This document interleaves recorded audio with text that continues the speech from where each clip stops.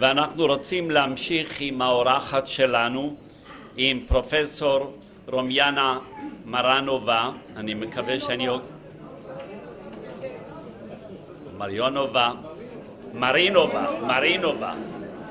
מרינובה, פרופסור רומיאנה מרינובה. פרופסור רומיאנה היא פרופסור חבר בפקולטה להיסטוריה באוניברסיטת סופיה, היא מלמדת היסטוריה בת זמננו וגם את תקופת השואה. היא משמשת כיועצת של הארגון שלום, ארגון היהודים בבולגריה, זכתה בהוקרה בפרס על תרומתה לחיזוק הקשרים בין בולגרים ליהודים בבולגריה בכלל, חברה בכמה וכמה ארגונים כמו האגודה ללימודי יהדות שהיא אגודה אירופאית, וגם חברה בתוך ארגון שנקרא נגב אסוסיישן, האגודה לחברי ישראל או אגודת ישראל או ידידי ישראל בבולגריה. פרופסור רומיאנה תדבר על היהודים בבולגריה בתקופה הקומוניסטית. בבקשה.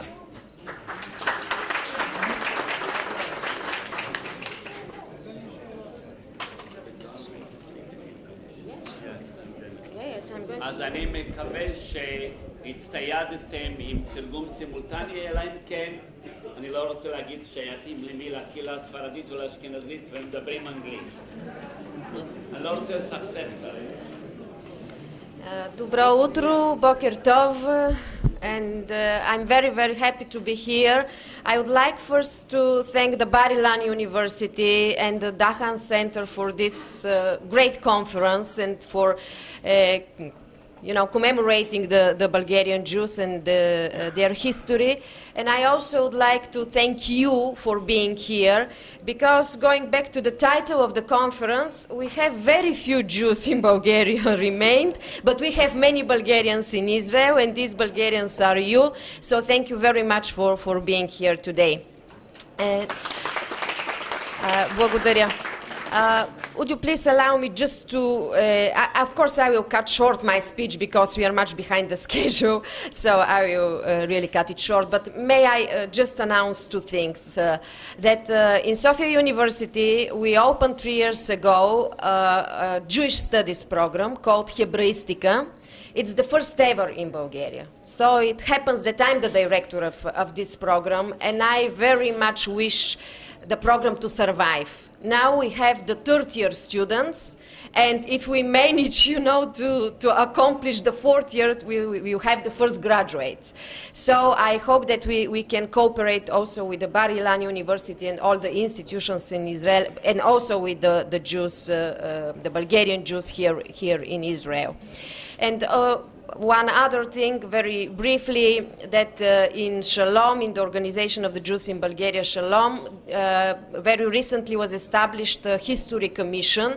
So I'm a member of this commission, and the purpose is to collect materials, archives, to publish those archives, documents, the stories of the Bulgarian Jews, to organize conferences and academic events, and to work in this direction. So I also count on your support, and I rely on you about this. And since we have a great ambassador here, Mr. Mikhailov, he already supports the program, and he already promised to deliver lectures to the students. And thank you very much, Mr. Ambassador, for this. I'm going to speak about the Jews who remained, because you know better about those who left the country, but I'll tell you just a few things about those who remained in communist Bulgaria. In September 1944, a Fatherland Front government took over Bulgarian state power in a coup, setting up a government controlled by the communists and supported by Moscow. Shortly thereafter, the Zionist movement to establish a Jewish state began to attract growing attention in Bulgaria. And of course, it was very much influenced by the Soviet Union. A series of actions by the government indicated its determination to support and assist the creation of Israel. It was already in September 1944 when the Minister of Foreign Affairs spoke about the free emigration of Bulgarian Jews to Palestine, while the Minister of Propaganda declared the readiness of the government to support an independent Jewish state.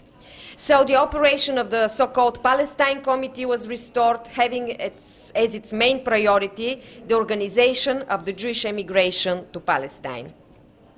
An important element of the government's policy touching on the Jewish issue was the preparation of trials against war criminals. According to the clauses of the truce, the agreement signed by Bulgaria with the Allies in October 1944, the country was obliged to try those responsible for the wartime alliance with Germany.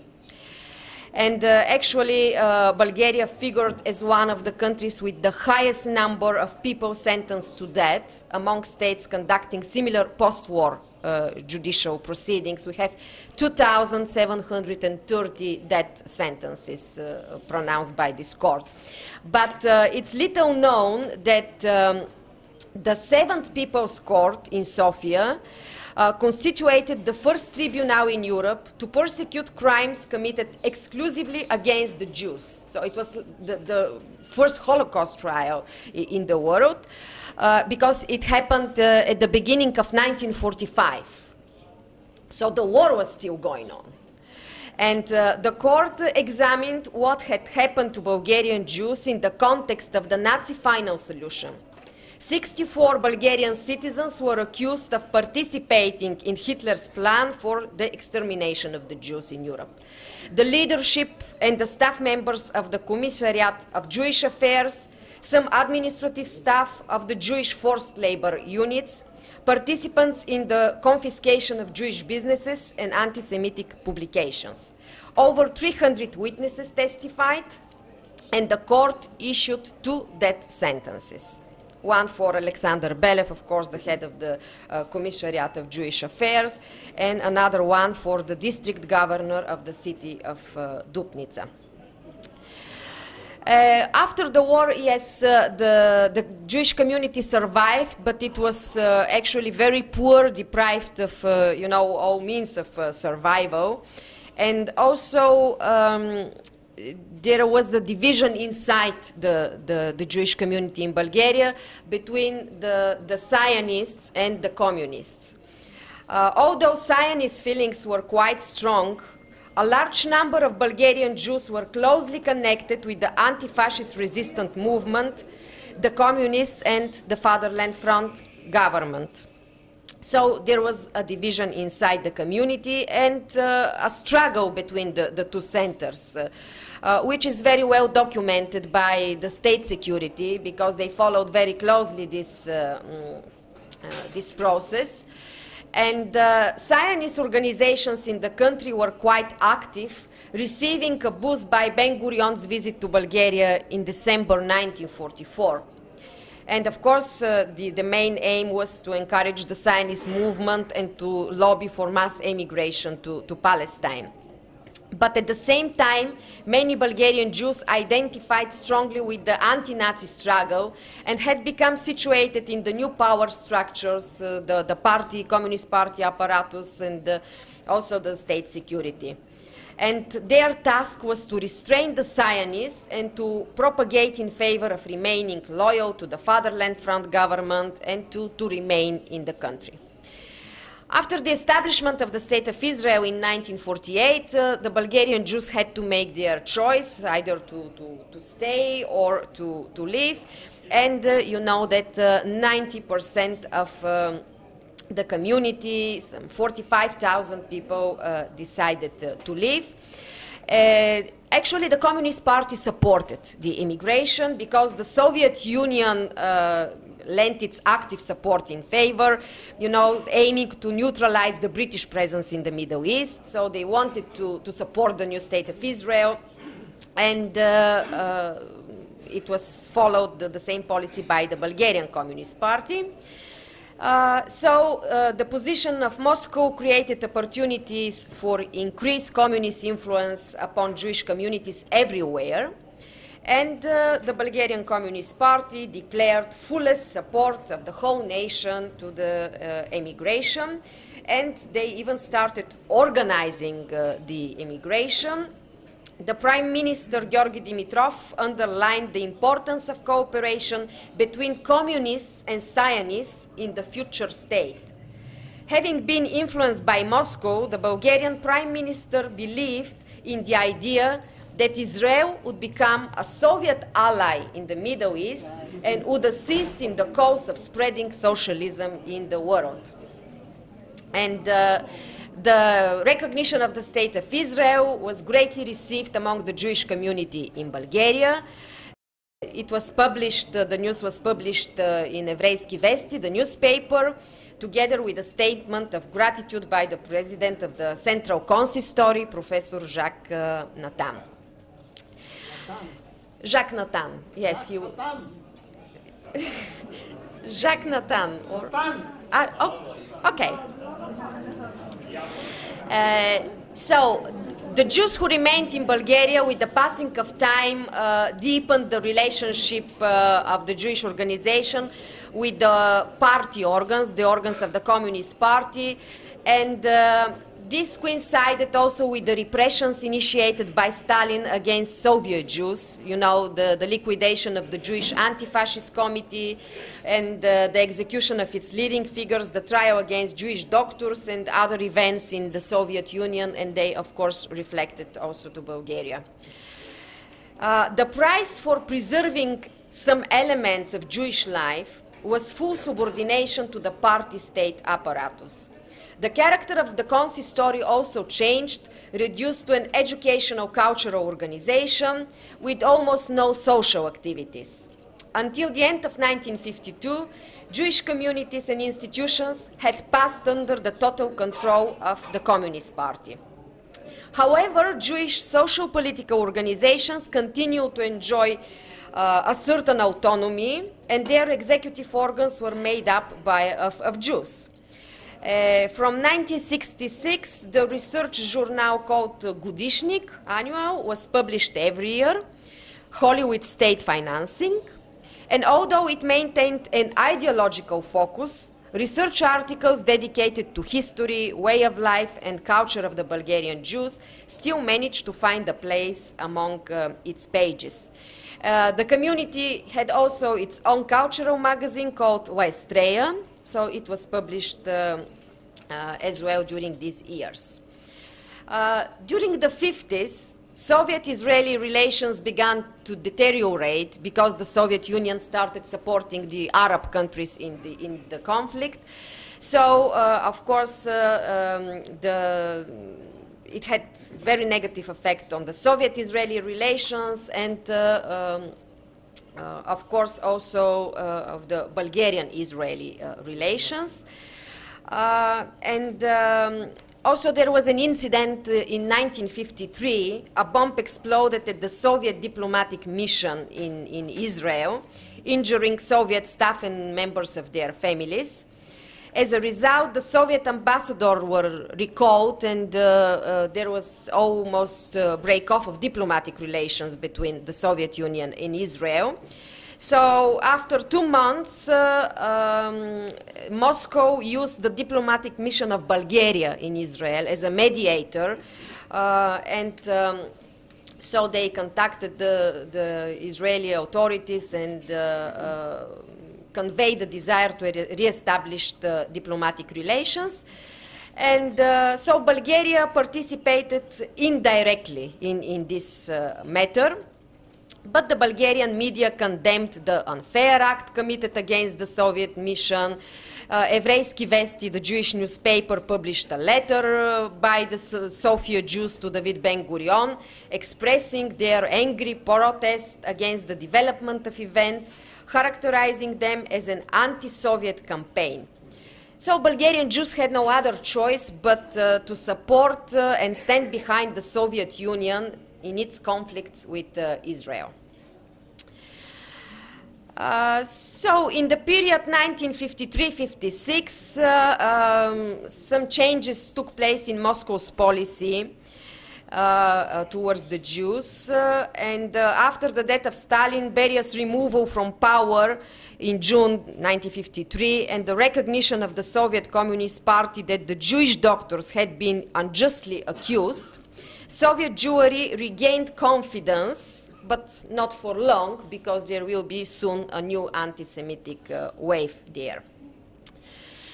In 1955, as Mr. Lipovetsky mentioned, this Israeli commercial aircraft of the El Al was shot down. You know, I'll cut it short, but it was a flight of El Al from London to Tel Aviv. So, but for some reasons, the plane deviated from its normal course and for around 20 minutes entered Bulgarian airspace, and it was shot down. And actually, the Bulgarian government kept silent about this incident, but the international media started spreading the news. And in 1950, at the end of the year, Israel launched a case against Bulgaria in the International Court of Justice in The Hague, asking for compensation. And it took 9 years to the court to decide, but despite of this heavy incident, actually the relations remained relatively good. 1967 is a turning point, of course, in the relations between the whole of the Soviet bloc and Israel because of the war. You know that all the countries, members of the Warsaw Pact and the Eastern Bloc, had to issue a declaration against Israel and to break off diplomatic relations, with the exception of Romania. The rest of the countries from the Eastern Bloc, they broke off relations with diplomatic relations with Israel.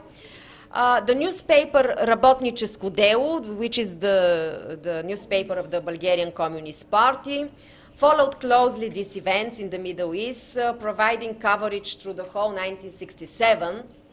And of course, Israel was assigned the role of straightforward provocateur, participant in a conspiracy financed by the CIA. And so there was an image of Israel as an enemy in this conflict, which participates in an imperialistic plot.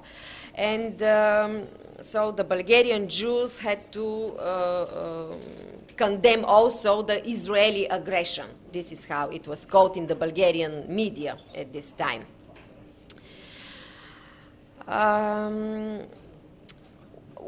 As a result of this tension after 1967 and the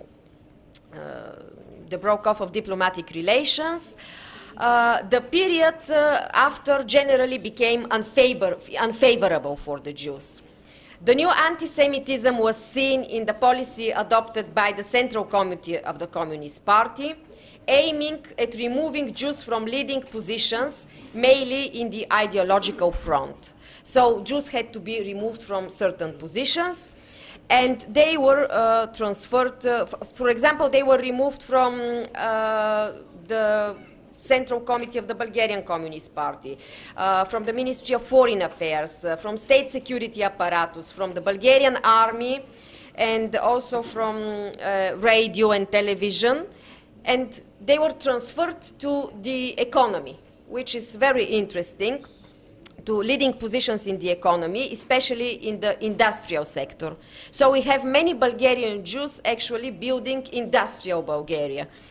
And I can mention, you know, the director of the atomic power plant in Kozloduy, the chemical plant in Devnya, the heavy machinery plant in Radomir, cement plants in Dimitrovgrad, in Pernik, the metallurgical plant, and many other companies were led by Jews in these years.